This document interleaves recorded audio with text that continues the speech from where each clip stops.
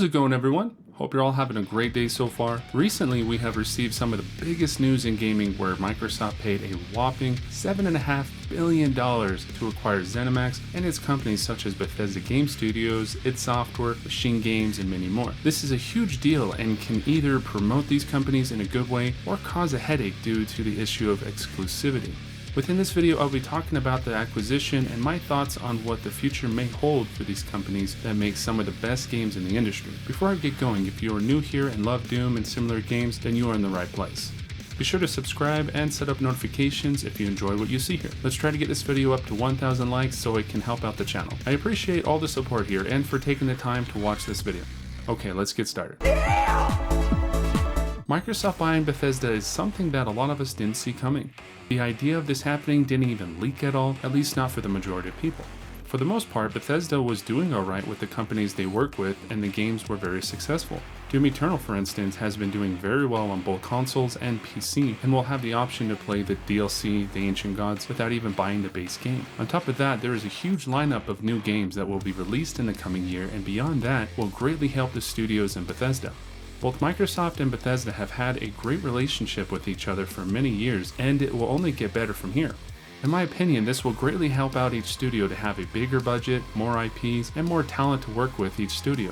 Even the great John Carmack has posted on Twitter that he may come back to work on some of his old titles like Quake, for instance. This would be awesome as a lot of fans have been wanting a new Quake game to be released for some time, and it would make sense to have one of the godfathers of the FPS genre to have the honor to work on it. If that becomes a reality, then you can only imagine the other possibilities that can come true with this acquisition.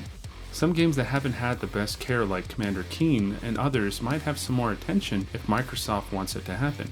On top of that, the whole option to have Bethesda games on the Xbox Game Pass is a great way to include many more people. There is a good number of gamers that either can't afford to buy new games all the time or want to try some out before buying them. This allows some more accessibility to some games that many gamers have not been exposed to before. Believe it or not, there are a ton of people who have never played any of the modern Doom games, and now they will have that opportunity. The Game Pass is such a smart move to have these games available like that and at an affordable price. Now, of course, if only Microsoft will stray away from the exclusivity for all of the games under Bethesda. Exclusives have been a thing for quite some time now, and frankly, I'm not a huge fan of them. I am a big God of War fan, but can't justify buying a PlayStation 4 or 5 just to play the newest games.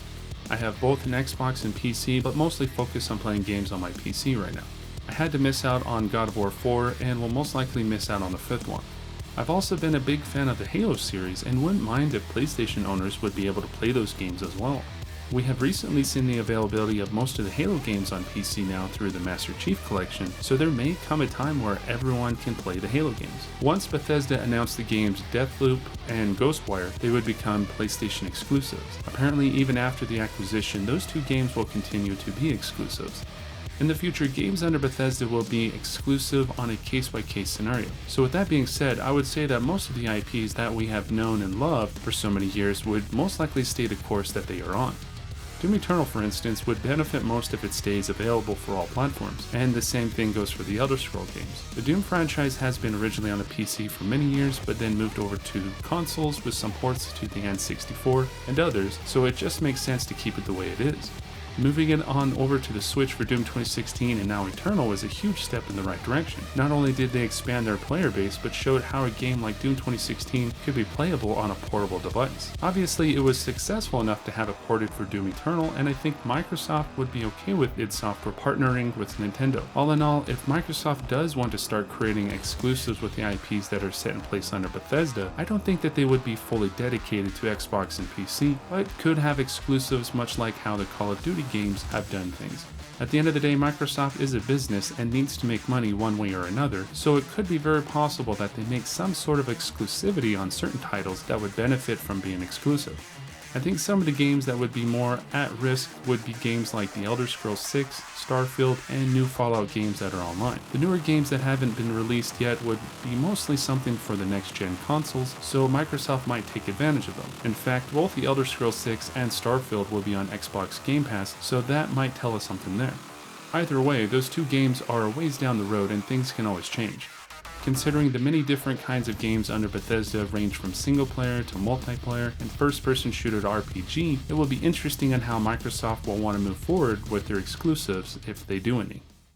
One thing is for sure, that the idea of crossovers is now a bigger possibility. We've seen a lot of crossovers between games recently, such as Halo content being in Gears of War 5, Wolfenstein and Doom and Quake Champions, and playable characters in the Mortal Kombat games from different IPs.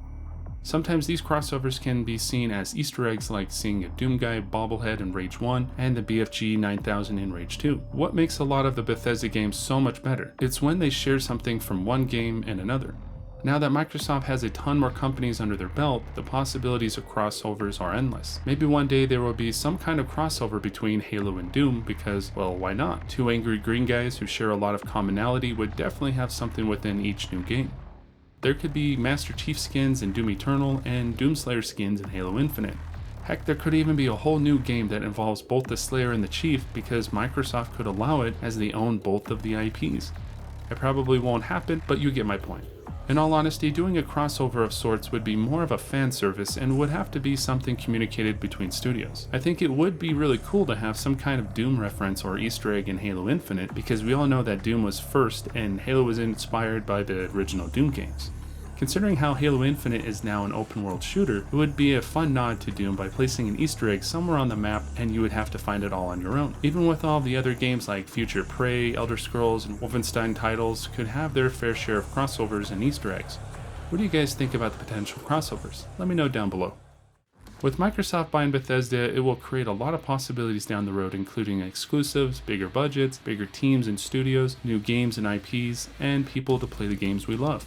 The finalization of the acquisition won't be completely official until next year, so between now and then we should be able to know more on the direction that Microsoft wants to take the studios under Bethesda. We all hope it will be a path that will benefit as many people as possible, but with how big Microsoft is and what it is capable of, we will just have to wait and see what will happen.